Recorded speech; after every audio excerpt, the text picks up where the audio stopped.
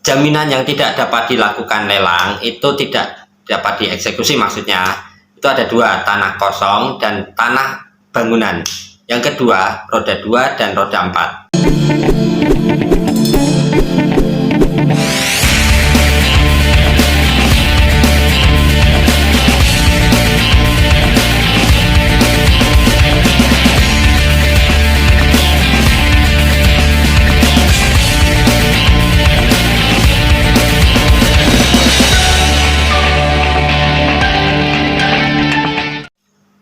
Selamat datang di channel Steve Austin.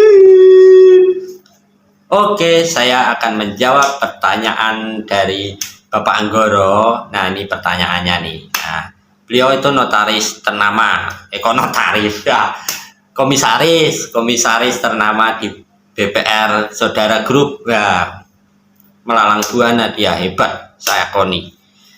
Pertanyaannya juga bagus. Oke, langsung aja saya jawab. Jaminan yang tidak dapat dilakukan lelang itu tidak dapat dieksekusi, maksudnya itu ada dua, tanah kosong dan tanah bangunan. Yang kedua, roda 2 dan roda 4. Nah, saya bahas yang tanah dan tanah plus bangunan. Oke, yang roda 24 next kita bahas. Tanah kosong atau tanah dan bangunan. Nah, biasanya PK itu dilakukan hanya di bawah tangan dan tidak disaksikan notaris serta tidak dipasang HT. Biasanya kredit ini di bawah plafon, di bawah 50 sampai 100 juta tergantung kebijakan bank masing-masing. Nah, jaminan yang masih dalam bentuk AJB dan belum bersertifikat perlu diketahui, yang bisa dipasang HT adalah jaminan yang berbentuk sertifikat. Biasanya bank seperti apa sih? Nah, biasanya bank melakukan penandatanganan selain PK itu ada ya, ada perjanjian seperti surat kuasa menjual dan mengalihkan hak atas jaminan. Dan penandatanganan tersebut biasanya bersamaan saat PK dan surat kuasa menjual serta mengalihkan hak atas jaminan. Itu biasanya tanda tangannya itu tidak dilakukan di hadapan notaris atau bisa disebut anotaril. Nah, biasanya ciri-cirinya itu tanda tangan hanya di atas materai ya, dan di atas materai, diingat tuh. Apabila, nah ini kelemahannya, apabila one prestasi, apakah bisa dilakukan penjualan secara sepihak oleh bank?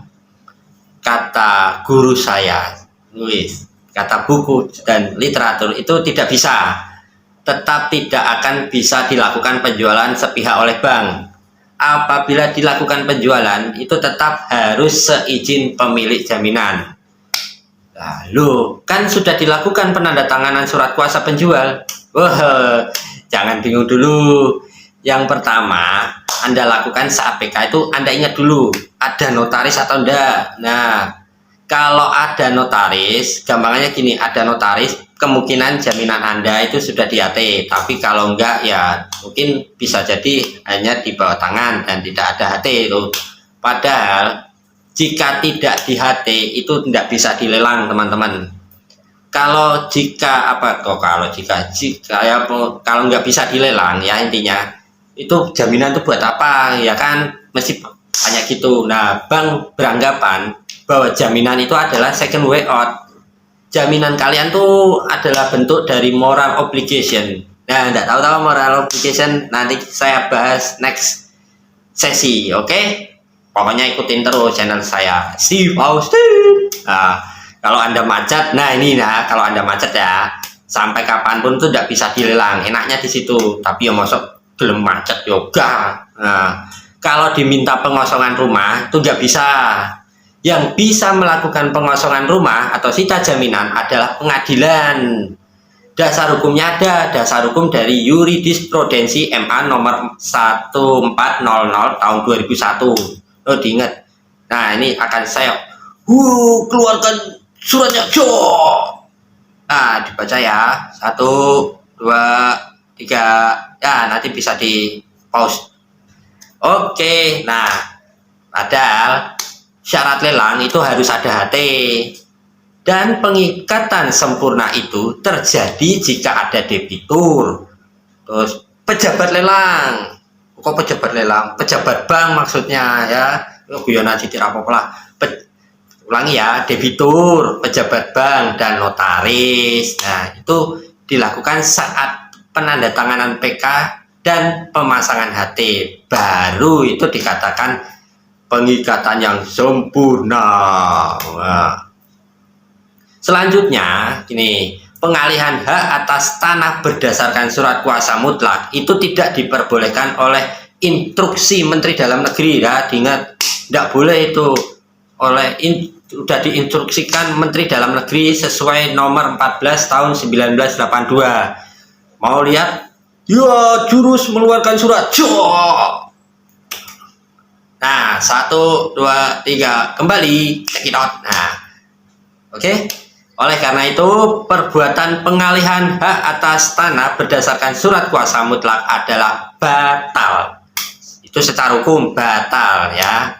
Jadi Pak, teman-teman, saudara-saudara, intinya tanda tangan tidak di hadapan notaris itu tidak bisa tidak bisa dipasang HT, itu intinya itu tidak dapat dilelang ya. Mau diingat-ingat, nggak bisa dilelang, nggak bisa dieksekusi. Resikonya apa untuk debitur? Resikonya ya cuma dua. Yang pertama itu B-checking mesti jeblok. Nah, yang pertama. Nah, yang kedua, jaminan tidak bisa diapa-apain. Lawang jaminan aja ada di bank, main bawa apa ke? Main bawa jamin gimana? Ya tidak bisa. Lunasi dulu. Nah, oke ya, mungkin dari itu masukan saya, pembelajaran saya, pesan saya untuk para bankers, kalau misalnya untuk di bawah tangan, kalau bisa tidak ada, supaya jika nanti ada debituran prestasi tidak kebingungan ya, mau berapa juta pun kalau bisa dipasang HT. Dan untuk debitur juga kalau bisa ya lancar. Oke, sampai ketemu next time. Salam lelang.